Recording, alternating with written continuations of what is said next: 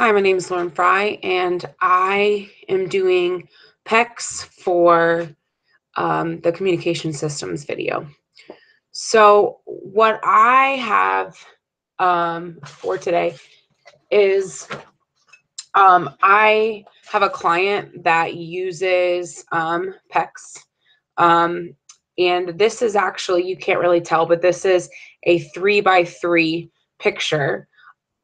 This works well for her because she is visually impaired, so the bigger the better.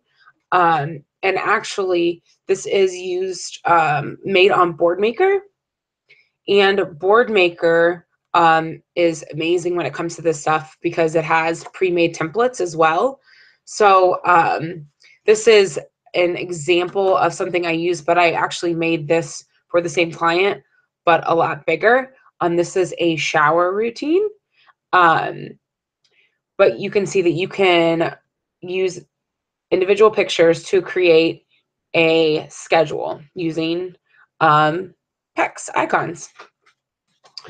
So how an icon is used is in the beginning, Pecs phase 1. I'm going to use this because this is going to be more easily accessible than a ball. I don't have a ball right now. Is Pecs phase 1 is the idea of behind that is teaching them to request the item. So this says snack food. This is the closest thing I have. I also have a bag of chips.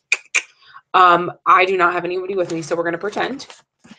But ideally, the picture is in front of the client, and you are holding the handy dandy chips.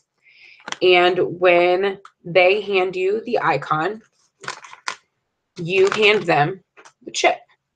And you also label chip or snack food, whichever you prefer, or whichever the client prefers. So that is the idea behind Pecs phase 1, teaching it. And you want to use a motivating item. Otherwise, they're not going to request an item that they don't want.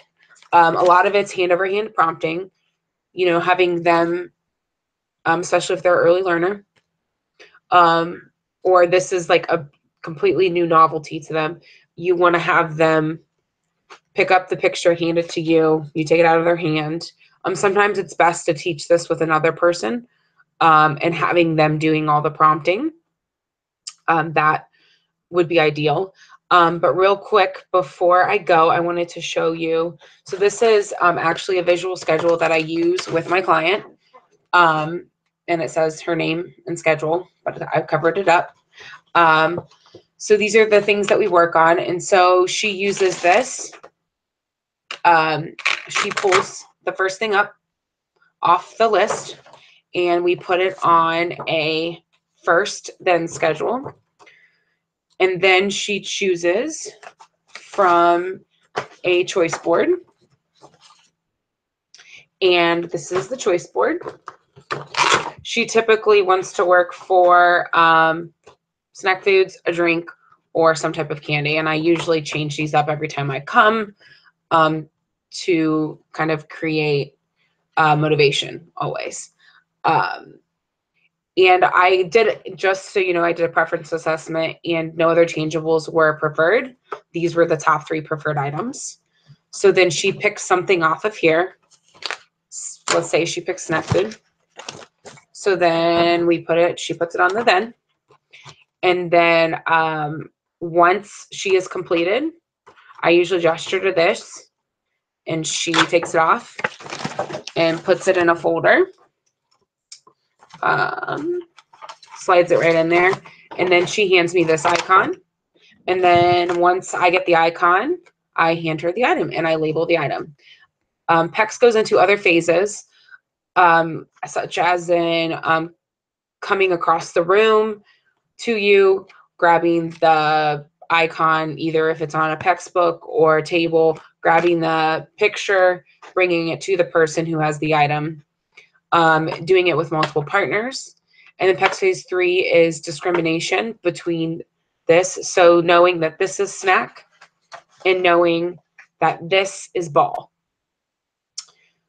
So that's Pecs phase 3. Pecs phase 4 is creating a sentence. I want ball.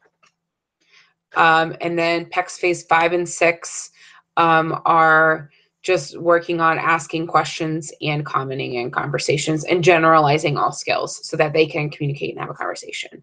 So that is a quick rundown of Pecs and different ways you can use it with a first then schedule, a choice board, and then a long vertical schedule. So that's all I have.